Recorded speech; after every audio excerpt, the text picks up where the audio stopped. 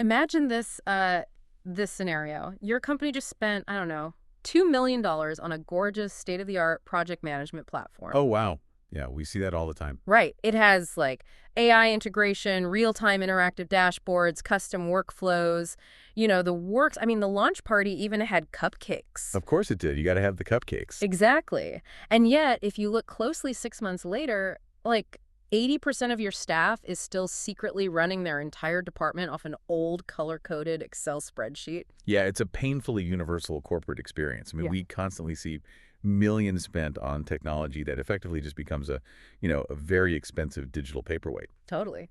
Well, welcome to the deep dive. Whether you're a leader frantically trying to salvage a messy software rollout, or you're just insanely curious about why your company's new communication tool is an absolute ghost town, you are in the right place. Absolutely. Today, our mission is to figure out exactly why organizations struggle so much to get actual value from that expensive tech. And more importantly, how to get people like real busy, stressed out humans to actually change their daily habits. Which is really the hardest part. It really is. And we're drawing all our insights today from a really brilliant Pantheon Perspective blog by Reyna Monson. It's titled The Human Side of IT, Why Adoption is the Real Challenge. Okay, let's unpack this because on paper, the execution is very straightforward. Oh, for sure. You buy a highly capable tool, you deploy it, and you expect great results. Right. It feels like it should be a magic button. You purchase the platform, provision the licenses, and boom, instant efficiency. Yeah, the allure of that magic button is incredibly powerful. We desperately want the mere existence of the technology to just independently generate value, but the reality of human behavior just doesn't work that way. No, it doesn't. Buying enterprise software without an adoption plan is kind of like buying an expensive premium gym membership and expecting to instantly get fit without ever actually going to the gym. Oh, that is a perfect analogy. Like, your gym might have the absolute best ergonomic equipment, the most advanced tracking machines, great lighting, but if you don't show up consistently and, figure out how the machines work for your specific body, you aren't going to see any physical results. Right. The value of the gym doesn't just exist in the equipment. Exactly. It only materializes through consistent, purposeful use. You have to actually sweat. And that cuts straight to the core of what Monson calls the human side of IT. The missing ingredient in most of these deployments is just basic empathy. Empathy. Yeah, empathy. I mean, think about the historical perception of information technology. When we hear IT, we usually think of servers, right? Yeah. Data structures, cybersecurity, network uptime. Yeah, it feels very mechanical, very rigid. Exactly. It's a very binary association. But the interface of that technology is ultimately operated by a human being. A human being who, probably has 3 deadlines looming by Friday. Yes. And that human has a busy schedule, a high cognitive load, and this deeply ingrained muscle memory for how they already do their job. Which is hard to break. Very hard. They might be intimidated by new interfaces or just burned out from previous failed rollouts. So when a company sees inconsistent usage of a new platform, leadership often just assumes, well, the tech is buggy or the employees are just being stubborn. But that's usually not the case, is it? No, not at all. In reality, inconsistent usage happens because people are lacking context and guidance. Behavior change takes deep structural reinforcement. Right. It's not a technical deployment at all, really. It's a massive behavioral change project that's just disguised as a technical deployment. That is exactly it. And if you, as a listener, have ever been on the receiving end of one of these, you don't change human behavior with a single massive company-wide email that just says, hey, everyone, here's the link to the new tool. Good luck.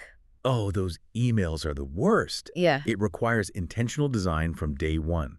You have to give people the psychological safety, the time, and the support to integrate a completely foreign system into their daily reality. I do have to push back a little here, though, because as logical and measured as that sounds, isn't it incredibly tempting to just buy the shiny new tool? Oh, completely. Like, if a team is dysfunctional, it is so seductive to look at a product demo with the coolest AI features or those gorgeous, colorful, modern dashboards and think, if we just buy this, the AI will fix our messy processes. I mean, the enterprise software marketing machine is explicitly designed to make you feel that exact way. They're literally selling you the magic button. Right. But what's fascinating here is that, according to the source, the best starting point for a technology upgrade is never, what can this tool do? Really? Then what is it? The absolute best starting point is always, what specific human or business problem are we actually trying to solve? Problem first, product second. Exactly. Yeah. If you approach the market saying, we need a new product management platform, you are already walking into a trap. You might buy something incredibly powerful that is entirely wrong for your team. So you have to figure out where the actual friction is. Yes, you have to interrogate the friction. Is the underlying problem that deadlines are constantly slipping? Yeah. Or is it that executive leadership lacks visibility into daily ops?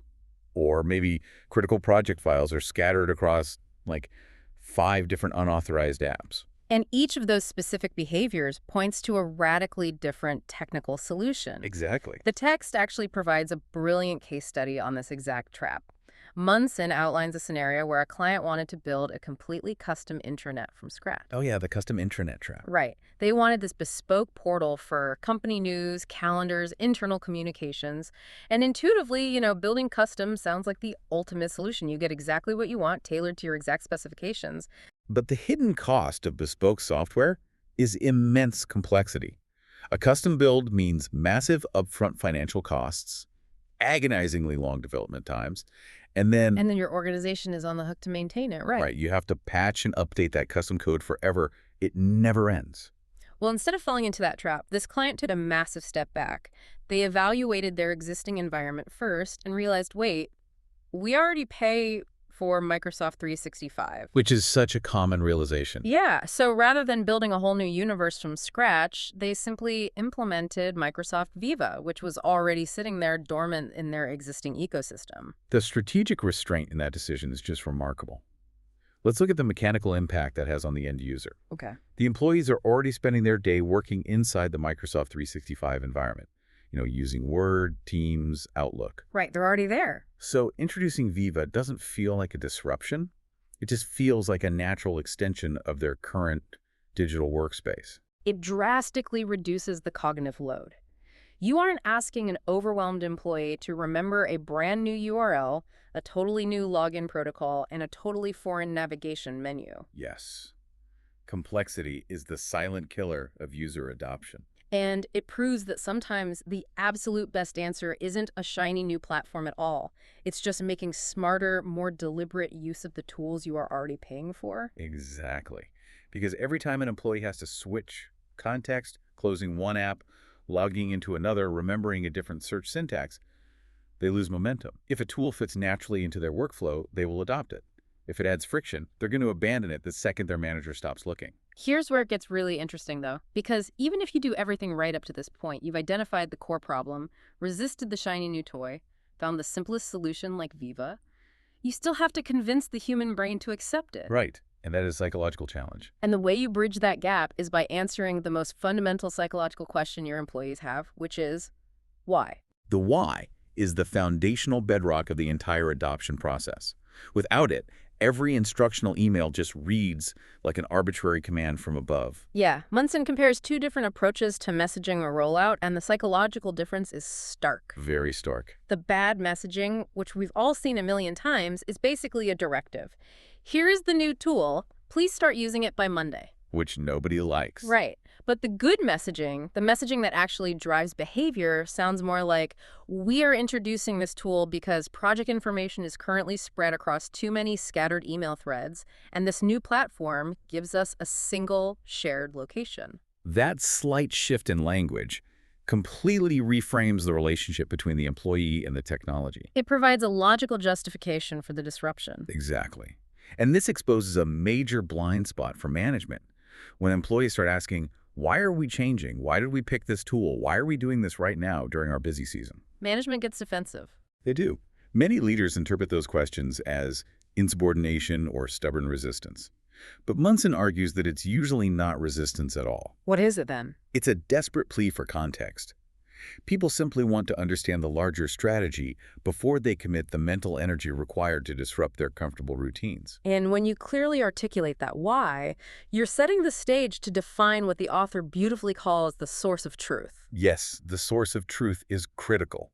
If you're a listener who spends 20 minutes every morning frantically searching Slack, Teams, email, and Google Drive just to find one single PDF, You know the absolute pain of not having a source of truth. Oh, the anxiety of siloed data is just a massive drain on company morale. When an organization has overlapping tools with no clear boundaries, nobody trusts the information they're looking at. Right, you're constantly wondering, is this the final draft? Or did the client update their phone number in the CRM or in that shared spreadsheet? Exactly. So you have to draw the geographical borders of your digital workspace. Project deadlines and task assignments. Those live exclusively in the project management system. Customer interactions. That lives purely in the CRM. And approved final policy documents. Those belong in the shared library. Right. By defining that single source of truth, you eliminate the friction of ambiguity. People stop sending those redundant just checking in emails because they have total confidence in where the definitive info lives. You aren't just deploying software, you're essentially establishing a shared operating system for how the entire company communicates. Yet we do have to acknowledge reality here. Even with a perfectly articulated why and a flawlessly defined source of truth, human behavior is messy. It really is. A month after launch, you will inevitably discover pockets of employees who are just completely ignoring the expensive new system. And they don't just passively ignore it, right? They actively engineer workarounds. This concept from the text immediately made me think of desire paths in urban planning. Oh, I love desire paths. That's a great comparison. Yeah.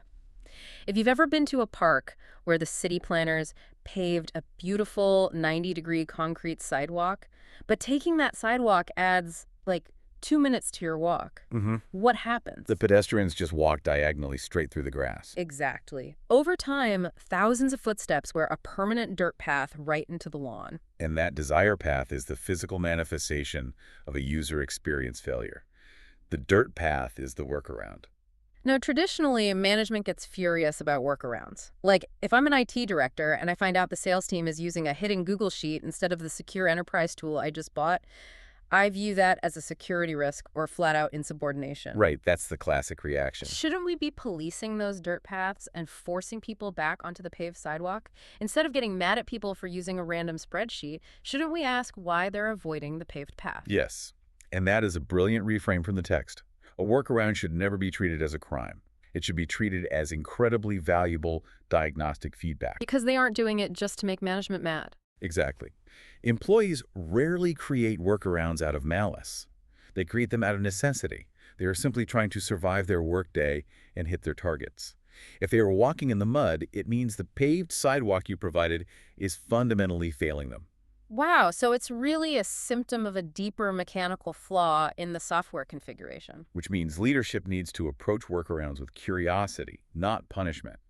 You really have to ask what the dirt path reveals. Like, is the new system too slow? Right. Is the new enterprise system lagging and taking 10 seconds to load a page? Does it force the user through 5 mandatory, irrelevant drop-down menus just to log a single note? Or do they secretly mistrust the data integrity of the new tool? Exactly. You cannot fix the adoption issue until you investigate the workaround without placing blame. This connects perfectly to Monson's emphasis on role-based training. Because half the time, the reason an employee builds a workaround is that they simply don't understand how the massive new platform applies to their specific, hyper-niche daily tasks. Oh, completely. The standard corporate approach to training is the generic feature walkthrough. The worst. A trainer shares their screen and clicks through literally every single button and menu for an hour. Which just leads to immediate cognitive overload. Yeah, the brain cannot retain abstract button locations without context. Right, because a project manager doesn't need to memorize the entire settings menu. They only need to build muscle memory for tracking timelines and assigning tasks. Exactly. Meanwhile, an HR rep needs to know the exact 3 clicks required to securely publish an internal policy update. And a sales rep needs to know how to log a client call without slowing down their momentum. If you don't train people in the exact context of their specific daily workflow, the tool just feels useless to them. And they will immediately revert to the dirt path. So what does this all mean? We've explored the cognitive friction of new tools, the vital importance of the why, and the diagnostic value of workarounds. But if we accept that workarounds are just user feedback, someone actually has to be listening to that feedback. That's the kicker. To ensure those temporary workarounds don't quietly become the permanent, chaotic operating culture of the company, someone has to actively govern this process long after the launch party is over. This introduces the critical, often ignored concept of governance and shared ownership. If you want a sustainable culture of adoption, you cannot dump the entire responsibility on the IT department. Because if IT owns it completely, it just becomes a technical compliance exercise? Right. But if you look at the concept of department champions that Monson brings up, I have to ask, practically speaking, how does being a champion not just become an unpaid, annoying second job for an employee who is already swamped? How do you get a department champion to actually care about software adoption? Well, you get them to care by dividing the ownership thoughtfully and tying it to their actual success metrics. Monson outlines this tripartite structure. Okay, lay it out for us. First, you have a technical owner, that's usually IT, handling the back end, the permissions, the security. Then you have a business owner, often a department head, who defines how the tool actually accelerates the team's overarching goals. Got it. And finally, you have the department champions. These are the peers on the ground. They aren't doing technical troubleshooting. Their job is to model the desired behavior, answer quick workflow questions, and crucially, capture that grassroots feedback about workarounds. So it creates a feedback loop. Exactly. And it really highlights the massive difference between a successful launch and successful adoption. Right. Far too many executives celebrate a successful launch and just move on. But a successful launch merely means the vendor got paid, the user accounts were provisioned, and, the servers didn't crash on a Tuesday. Yeah, it's purely a technical milestone. While successful adoption means human behavior actually shifted, the metrics for adoption aren't just login counts. It's asking the harder questions, like, are cross-departmental approval times actually getting faster? Has the volume of redundant "where is this file" emails actually decreased? And managers are the vital linchpin in that behavioral shift. They sit at the exact intersection of executive strategy and daily employee reality. So if a manager isn't using it, If a mid-level manager isn't actively championing the new workflow and using the tool themselves, their team will intuitively sense that the tool is optional, and adoption will instantly die.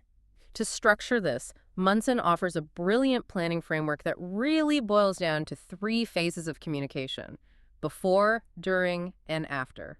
And it's not just a checklist, it's a blueprint for human alignment. Yeah, the before phase is entirely about awareness and psychological prep.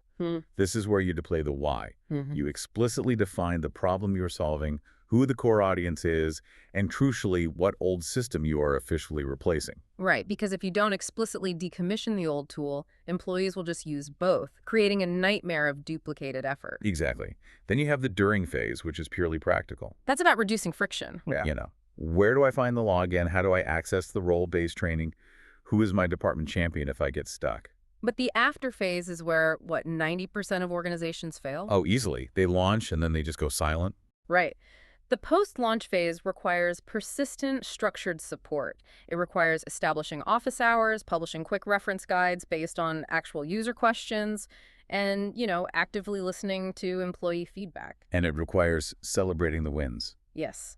Sending out a targeted update a month later saying, "Hey team, because everyone committed to this new shared library, our proposal approval times have objectively improved by 20%. You have to close the loop. You have to prove to the human beings doing the work that the painful cognitive effort of learning a new system actually yielded a tangible reward. So true. When you combine that clear purpose with structured support and shared ownership, you aren't just buying software anymore. You are aligning the technology with the daily reality of your workforce. And when planning, people, and purpose actually synchronize, the technology transcends being just software. It transforms into a shared cultural way of working. That is the ultimate takeaway for everyone listening. Technology is incredibly easy to buy. Anyone with a corporate credit card and an internet connection can procure software. Too easy sometimes. Right. But adoption, the messy psychological process of changing how human beings work together, is where the real financial and operational value is either won or lost. If we look closely at this entire journey, it leaves us with a truly fascinating, almost philosophical implication. Oh, what's that? We spent a lot of time discussing workarounds, right? The hidden spreadsheets, the dirt paths worn through the grass. If employees relying on old habits and shadow IT is merely a symptom of a clunky, poorly designed process, what if the ultimate goal of adopting new technology isn't actually about the software at all? Oh, wow. That's an interesting pivot. What do you mean by that? What if a major technology rollout is actually just the ultimate corporate stress test? A stress test. Yeah, it acts as a massive, unavoidable mirror that reveals the hidden dysfunctions in how an organization fundamentally communicates. how leadership plans, and how much trust actually exists between departments. Oh, I see. If your software rollout is a chaotic disaster, it might not be the tool's fault. It might just be the software showing you the structural cracks in your own organizational foundation. Wow. It's not just about the quality of the weights in the gym. It's about whether your organization has the underlying discipline, communication, and culture to actually show up and do the heavy lifting together. Exactly. That is a phenomenal, slightly terrifying point to end on. Thank you so much for joining us on this deep dive. We hope you take these questions and these insights back to your own teams before you buy that next shiny tool. We'll see you next time.